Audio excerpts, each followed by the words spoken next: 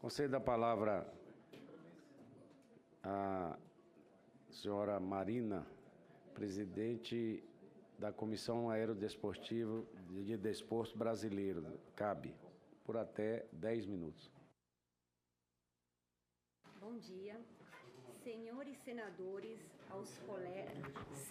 senadores, aos colegas que compõem a mesa, a todos que estão aqui presentes e aqueles que nos assistem pelo site do Senado, pela TV Senado e que nos escutam pela Rádio Senado. Um bom dia. Venho perante esse plenário representando uma atividade que rende um grande reconhecimento ao Brasil, um reconhecimento internacional e que movimenta uma parcela específica, porém significativa na economia brasileira, que é o aerodesporto. Estamos agora levantando todos os dados de nossas atividades, que compreende milhares e milhares de praticantes, seja no paraquedismo, no balonismo, no volovelismo, na acrobacia aérea, parapentes, asa delta, paramotores, ultraleves, girocópteros, aeromodelismo e novas modalidades que estão sendo desenvolvidas e formadas, que envolvem direta e indiretamente milhares de empregos especializados, e uma indústria que abrange, além de produtos para os seus praticantes, inúmeras escolas, instituições de ensino, associações, federações, confederações, uso dessas inúmeras aeronaves, sejam elas certificadas ou não, e tudo que se agregam às mesmas. A CAB, nós representamos no Brasil a Federação Aeronáutica Internacional, a FAI, que exige, para tanto, o cumprimento de regras de excelência, tanto para a participação nas atividades afins, como para a convalidação de recordes internacionais, do qual o Brasil é um grande detentor. Mesmo assim, vemos que no Brasil precisamos ser vistos e ouvidos, não apenas como uma atividade de lazer, mas sim de forma profissional, sem que isso importe em nosso próprio fim, pois não vemos ainda regras claras que nos amparem, seja no atual Código Brasileiro de Aeronáutica, seja dentro das atuais regras da ANAC. Temos sobrevivido, muitas vezes, dentro de uma semi-legalidade, pois o órgão que deve nos fiscalizar ainda precisa conhecer o que fazemos e que somos muito bons. Nós somos muito bons naquilo que fazemos e temos condições de nos fiscalizar e prestar conta de nossa atividade a qualquer autoridade. Liberdade é igual a responsabilidade, e essa sempre assumimos e praticamos, sendo que é a hora de transformar essa prática em lei. E por isso estamos aqui, a princípio para contribuir com o que será o novo Código Brasileiro de Aeronáutica, que merece receber os seguintes apontamentos dentro do relatório final apresentado pela Comissão de Especialistas à Presidência do Senado Federal. Eu vou passar alguns itens rapidamente, porque muitos vou tentar me ater aos mais importantes. O artigo 15, que delimita áreas de atividade aeronáutica, nós somos contra. Eu acho que nós somos aeronautas, temos brevet, temos a nossa aeronave identificada, e como o Albrecht falou, temos que ter toda a vastidão do território brasileiro livre para voar, rampas para saltar, enfim, não podemos ser restritos a áreas delimitadas. Sobre o artigo 34 da proposta do CEAERO, que trata de aeródromos, foi criado somente categorias civis e militares e não foram considerados sítios de voo, destinado ao uso de pequenas aeronaves como ultraleves, trikes, paramotores, paratrikes, girocópteros, escola de formação de pilotos de ultraleve, clubes de voo, associações aerodesportivas e aerodesporto em geral. Tendência mundial de crescimento desses tipos de aeronaves, que tem um custo mais baixo na escala de aquisição para o voo de esporte e lazer. A grande... Um minuto ainda. Vou avançar. A equipe, nós temos debruçado em cima de alguns problemas pontuais que existem no atual código, e esses problemas, ele está generalizado por todo o Brasil. existe uma visão, foi através de uma ideologia que foi implantada dentro da ANAC, que a aviação experimental é coisa do capeta. Isso tem nome, chama-se Cláudio Passos. Ele disse textualmente em algumas reuniões que por ele acabaria com a aviação experimental. Tudo que foi colocado em dificuldades aqui é muito mais do que simplesmente foi apresentado. Eu tenho uma pequena empresa também, construtor de aeronaves. Estou implantado no Nordeste, a 800 quilômetros da capital de Salvador, no oeste da Bahia. E vocês imaginam o que é você solicitar para a ANAC uma vistoria de uma aeronave pronta. 90 dias é o prazo para dizer que possivelmente o vistoriador chegará lá. Geralmente, mais 30 dias de desculpas para que ele chegue lá para vistoriar uma aeronave que está pronta no pátio. Isso é um pequeno exemplo. Tem outros grandes exemplos, para não dizer mau exemplo.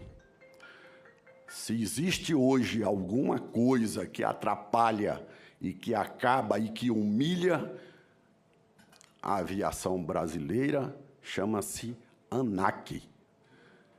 Todos nós sabemos disso, somos testemunha de tudo que vem acontecendo no Brasil por um órgão que está aparelhado e montado com academicistas que não conhecem, na grande maioria, com algumas exceções, nada de aviação, muito menos aviação experimental. É preciso que nós colocamos agora, virar essa página do passado, acabar com esse poder descritivo do funcionário da ANAC para que chegue na minha empresa ou na sua empresa ou dentro do seu avião, como a gente já tem ouvido, pedir caderneta de hélice de avião a jato. Parece brincadeira, mas isso são casos que acontecem no Brasil. Esse sistema já vinha sido implantado há muito tempo. Quando nós achávamos que os militares eram lentos na aprovação, mas tinha um detalhe. Nós discutíamos os assuntos técnicos de igual para igual. Éramos convencidos, às vezes, ou às vezes conseguimos convencê-los, e a aviação andava. Tinha um espírito patriota na aviação brasileira. O que foi colocado aqui, em Oshkosh, por exemplo, eu posso dizer que, em 2010, ainda quando eu estava na Paradise, fui um dos fundadores da Paradise, levei um avião, cumprimos um checklist americano, levamos um avião para os Estados Unidos e, em 18 dias, nós certificamos LSA. Logo depois veio o CIEMAX, veio o Petrel e outros aviões fabricados aqui no Brasil. Até hoje, não se consegue colocar uma aeronave LSA aqui no Brasil, homologado pela ANAC. Tudo que existe de ruim nas legislações, a ANAC coloca. Coloca na legislação, coloca nos empecilhos, planos de navegação estúpidos do ponto de vista de piloto. Quem sabe voar imagina que tudo poderia ser facilitado, comprovadamente de quem voa lá nos Estados Unidos, da simplicidade que se faz, de fazer uma feira com 2, 3 mil aviões pousando e decolando, o senador presidente, relator José Maranhão, 2, 3 mil aeronaves pousa e decola, e é proibido falar no rádio. Nós estamos com a legislação burra, ultrapassada, negligente e levando a aviação à clandestinidade, à desobediência civil. Posso colocar para vocês que, quando foi criado os sítios de voo através da ABU, não existia a legislação e a ABU começou a controlar. Não existia a legislação. E a ABU fez a própria legislação, controlando aqueles que eram os verdadeiros instrutores, operadores, chefe de operação, médicos, para tratar de ultraleve. A ANAC entrou no meio, bagunçou tudo. O senador José Maranhão, como relator, eu estou, juntamente com essa equipe, nos colocando à disposição para ir para o enfrentamento, porque o nosso país, com dimensões continentais, não pode sobreviver a estes normas de gabinete, que nós chamamos canetaço de gabinete. Desumano, piloto não quer andar fora da legalidade. Piloto quer andar legal. E o nosso maior inimigo hoje é a ANAC. Portanto, eu quero dizer para vocês que nós deveremos colocar regras, listas para serem cumpridas, para que todos nós possamos ter o direito de voar. Muito obrigado.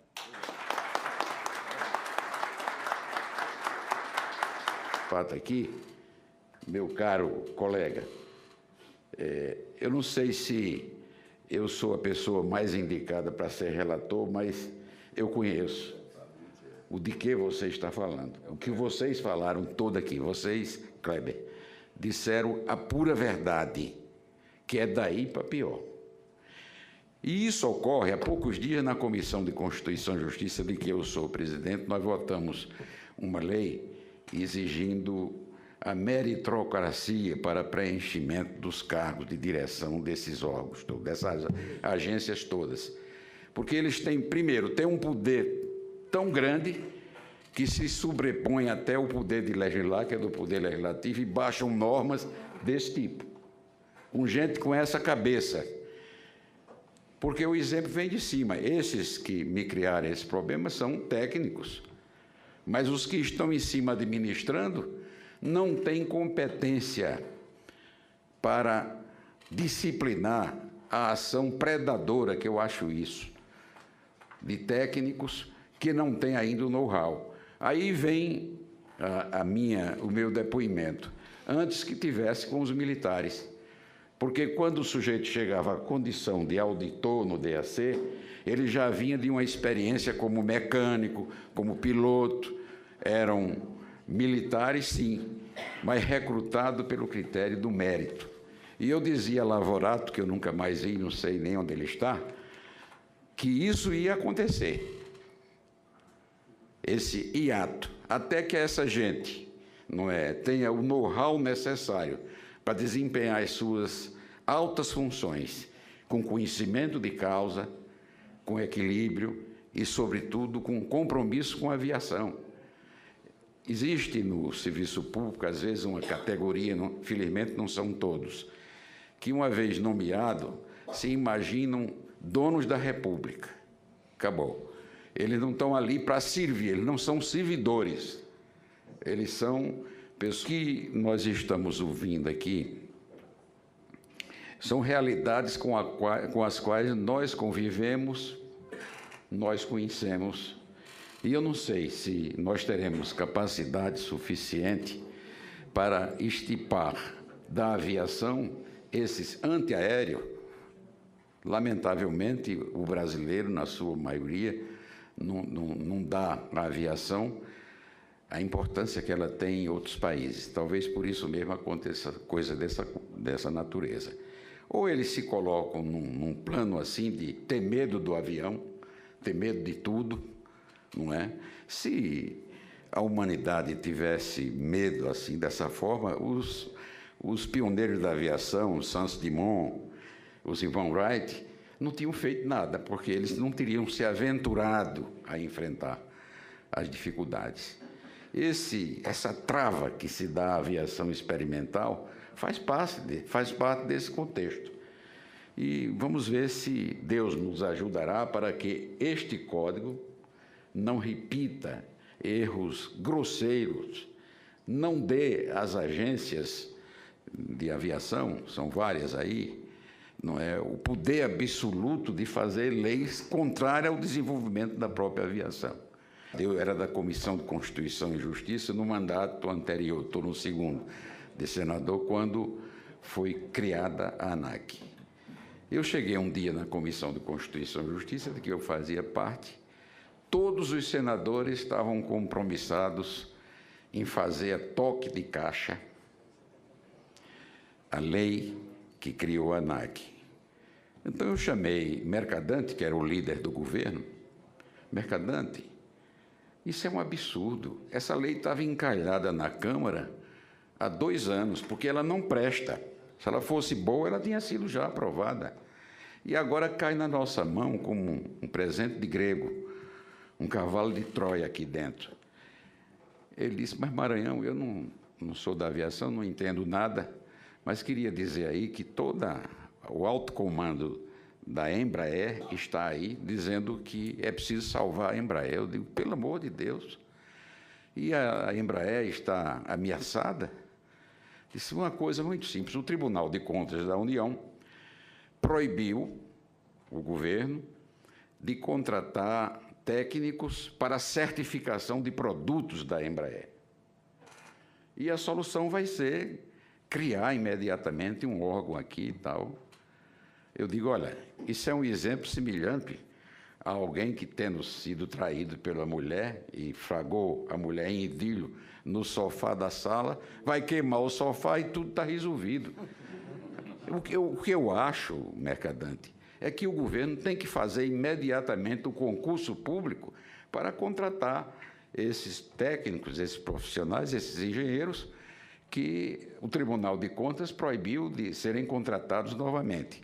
E não aqui a gente criar atabalhoadamente, apressadamente, um órgão que vai ter a responsabilidade de direção da aviação brasileira, surgindo do nada, do dia para a noite, e a transição, e os treinamentos, e a experiência.